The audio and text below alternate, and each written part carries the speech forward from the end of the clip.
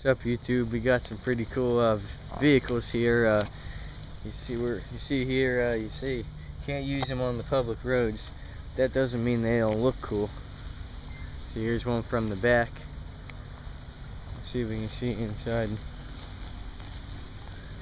Not much to them. Oh, 3-speed transmission. That's pretty cool.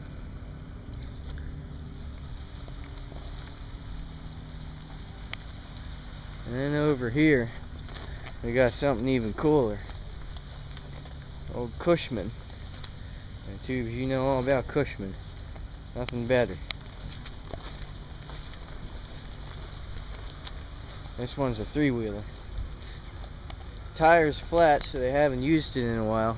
I ought to see if they'll let me buy it. Got a cool rotating beacon up there.